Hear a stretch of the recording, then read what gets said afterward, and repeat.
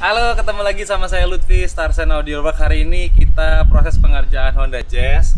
Mobil ini sudah kita kerjakan hampir 8 bulan atau 9 bulan yang lalu. Udah kita full custom, bangun dari nol sampai jadi di sini. Nah, hari ini yang mau kita kerjakan, kalau untuk audio kita mau setting ulang suara aja karena habis di reset ya kan kemarin mobilnya.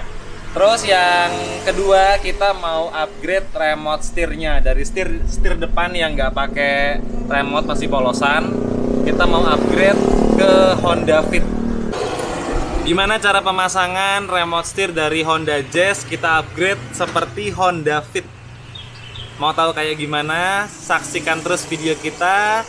Dan sebelum saya lanjutkan, kalian subscribe dulu di channel Starsen Audioworks.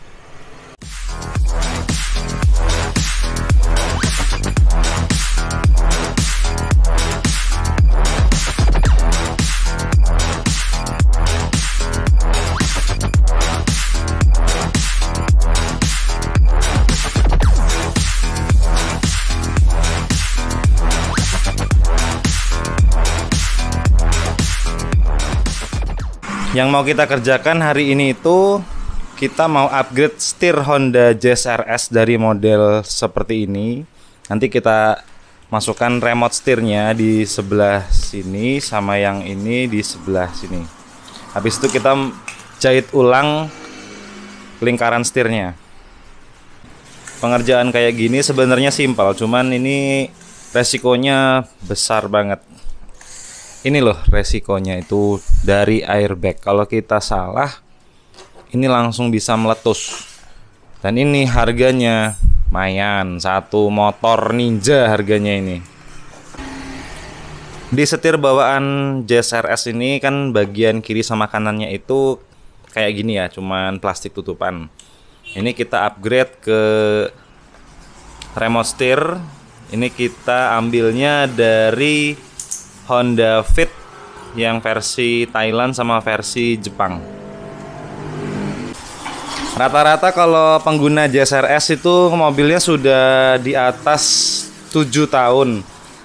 Setir pada umumnya itu hancur bagian sini. Lah ini kita jahit ulang lagi. Kalian lihat ya, ini kita pakai bahannya napal. Jadi bener-bener seperti orisinil. Ini kenceng loh, kenceng tapi empuk. Jahitannya juga jahitan asli. Jadi ini kembali seperti orisinilnya waktu keluar pabrik. Hampir bisa dikatakan tidak semua tempat mau upgrade setir dari model RS ke model Fit. Karena apa? Resikonya tuh besar sekali. Tapi kalau kita sikat, gampang ngerjakan kayak gini. Cuman ini butuh waktu prosesnya. Kenapa? Karena kalau kita ngerjakannya buru-buru nanti fatal. Jadi kita waktu bongkar ini kita harus benar-benar sesuai dengan apa yang kita bongkar, kita pasang lagi. Karena ini bongkarnya nggak asal, ini harus pakai aturannya. Fungsi kontrol pedal shift tetap normal di kanan sama di kiri ya. Terus nanti airbag juga tetap normal. Terus untuk remote setir normal. Cruise control kalau di Honda Jazz RS ini nggak akan bisa aktif, soalnya mobil Jazz itu nggak ada fitur cruise controlnya. Ngerangkai ulang setir Honda Jazz ini butuh kesabaran, butuh ketelitian, karena kita mesti ngurut kabelnya dari awal lagi. Itu ada pin-pin hijau. Kalau itu ada yang nggak ketancap atau nggak connect, semua fiturnya nanti off.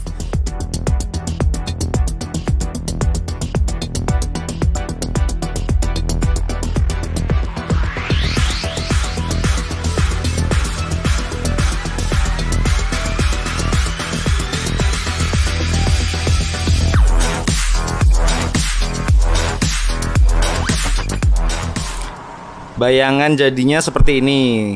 Jadi yang plastik tadi di sebelah sini itu kita ganti pakai tombol aktif. Ini airbagnya ini belum kita kencengin ya. Cuman ini bayangannya seperti ini. Ini ada cruise control. Di sini untuk kontrol audionya. Ini dia Honda Jazz yang lagi kita bongkar. Di dalam dashboardnya ini nggak ada setirnya ya. Yang paling fatal saat kita bongkar Honda atau semua mobil yang ada airbagnya itu di posisi spiral. Jadi kalian waktu bongkar itu harus bener-bener lurus. Yang kedua, kontak harus benar-benar dicabut. Dan saat lagi dibongkar setirnya itu jangan sekali-sekali nyoba nancepin kunci. Jangan pernah, itu fatal banget karena sensornya nanti baca. Ini kalau kuning itu sensor airbag. Ini fatal banget kalau lagi kondisi dilepas semuanya, setir lagi dilepas, kalian nancepin kontak atau bongkarnya dalam kondisi kontak ketancep. Itu fatal banget. Jangan pernah dilakukan. Jadi yang paling aman itu kalian lepas setir itu, kontak harus benar-benar kecabut. Lebih bagus lagi kalau aki juga dicabut. Tapi kan tidak semua mobil bisa dicabut aki karena nanti bisa reset ke settingan ECU-nya. Lah ini jangan pernah saat lagi dilepas setirnya, kan si spiral ketinggalan di dalam sini, di tempatnya konsol setirnya ini, belakang konsol setirnya. Ini jangan pernah diputar-putar ya, karena ini ada hitungannya. Bisa 2 kanan atau 3 kanan atau 3 kiri atau 2 kiri. Ini kalian jangan pernah diputer saat lagi bongkar setir. Itu fatal banget. Fatalnya kenapa? Nanti waktu kita pasang lagi, kalau kalian puter dalam kondisi terbuka kayak begini, kalian puter terus kalian lurusin lagi, kalian lupa berapa putarannya, kalian pasang. Yang bahaya setelah terpasang dia normal, tapi waktu setir gini kan, nanti setirnya belok ke sini, ini mentok putus. Nanti efeknya kelistrikan yang dari setir bisa hilang semua ke belakang sini. Itu nggak ada solusinya, harus ganti spiral. Kalau saya di sini caranya saya plester aja. Caranya paling simpel, saya plester. Kontak juga jangan pernah nancap saat kondisi terbuka begini. Ini saya plester. Jadi ini benar-benar ngunci. Nanti habis ini tinggal kita pasang lagi setirnya di sini, kita connect semuanya, kencengin, groundnya sudah kenceng juga, baru kita tancap kontaknya. Itu aman. Ini kita lagi proses pemasangan setirnya lagi di tempat dudukan konsol setirnya ya. Ini sama sekali nggak kita putar, kontak juga nggak kita tancepin.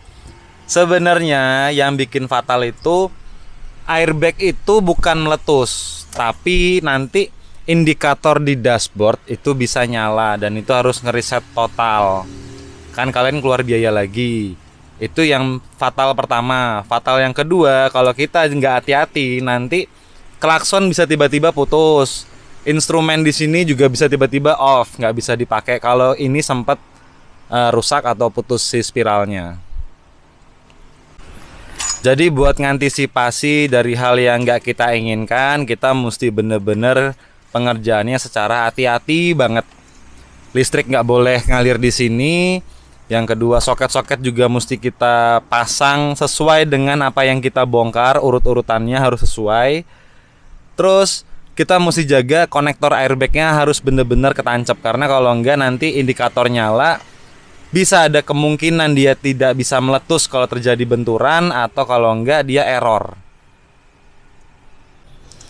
Kalian kalau mau upgrade remote setir merek apapun, kalau kalian bingung-bingung, jangan coba-coba bongkar sendiri. Kalau memang kalian belum terlalu paham, bukan saya sok gurui, tapi lebih baik kalian bawa ke sini atau bawa ke bengkel yang sudah profesional bisa mengerjakan kelistrikan dari remote setir atau kelistrikan dari spiral ini. Karena tidak semua mau menerima dan tidak semua pernah mengerjakan bagian ini, bagian spiral dari setir ke konsol dalamnya.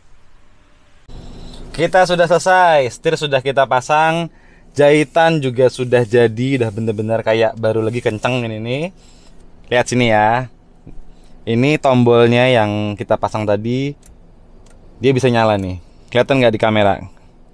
Kalau saya bikin gelap ya. Nih, tuh nyala kan. Jadi kalau malam hari juga tetap kontrol remote setirnya juga kelihatan, tetap nyala. Terus sekarang fungsinya, nih sekarang coba ya, nih. Tuh volume, kelihatan nggak nih? Volume kita tekan, udah bisa. Jadi fungsi si remote setirnya ini sudah seperti kayak Jazz yang keluaran paling baru, kayak Jazz yang model GK5 yang sudah sama remote setir. Walaupun ini modelnya masih model remote setirnya yang model sebelumnya ya, tapi kita isi dengan punyanya Honda Fit. Indikator di panel instrumen juga aman, nggak ada yang error, nggak ada yang nyala. Jadi indikatornya si airbag tetap mati, berarti dia aman. Terus indikator-indikator lain juga normal, nggak ada yang malfunction ya. Untuk kamera juga tetap aman, fungsinya semua normal, nggak ada perubahan apapun. Tapi fungsi remote steer sekarang jadi nyala. Kalau kita nggak hati-hati dan nggak teliti waktu pemasangan setir ini, terutama di bagian airbag, karena Honda itu sensitif banget terhadap airbagnya. Nanti indikator airbag gambar di sini tuh ada gambar orang sama ada balon udara warna lampunya merah, dia bakal nyala terus. Itu efeknya kalau terjadi hal yang tidak diinginkan, semisal benturan atau tabrakan atau apapun, itu airbagnya bisa error. Walaupun sabuk pengaman sudah tertancap, jadi kan fungsi kerja airbag ini sabuk pengaman juga harus nancep, baru airbagnya bisa bekerja. Kalau terjadi benturan, nanti kalau indikator itu nyala, airbagnya error, walaupun sudah ketancap, bisa ada kemungkinan terjadi benturan, airbagnya bisa tidak mengembang. Itu yang bahaya. Jadi kita mesti benar hati-hati waktu pemasangannya kembali sama waktu bongkar awalnya. Jangan sampai ada kerusakan sedikit aja, itu bisa fatal. Karena pengerjaan remote steer ini tuh dari yang nol nggak ada menjadi ada, itu bisa dibilang rumit. Dia simple tapi dia rumit, karena kelistrikannya itu harus benar-benar kita pasang seperti semula lagi. Jangan sampai ada ketinggalan satu kabel aja yang belum kita tancap. Ini fungsi Steertronic atau Tiptronic juga tetap normal ya. Ini kita masuk ke mode S. Tuh, tetap kelihatan kan? Ada indikator di bawahnya tanda handbrake, tetap normal. Untuk pemasangan atau upgrade remote steer dari standar menuju ada remote steer seperti ini, kalau mobil kalian belum ada remote steernya, memang nggak semua mobil bisa, tapi beberapa bisa. Dan itu OEM-nya ya, di sini juga bentuknya plug and play langsung masuk, tapi kabelnya sih nggak plug and play ya. Ini kita bandrol harganya 1,3 sampai 2,5, tergantung dari jenis mobil, beda-beda soalnya. Ada yang sekalian harus ganti spiral, ada yang cuman ganti sebagian bidangnya aja. Pengerjaan Honda Jazz ini sudah selesai, si remote steer sudah kita pasang, fungsinya juga sudah normal lagi, sampai mode Tiptronicnya juga normal, nggak ada kendala, kamera mundur juga aman, dan ini setirnya juga sudah benar-benar kenceng, yang tadi udah ngelupas sudah kenceng. Ini sudah jadi seperti Honda Fit versi Thailand atau versi Jepang.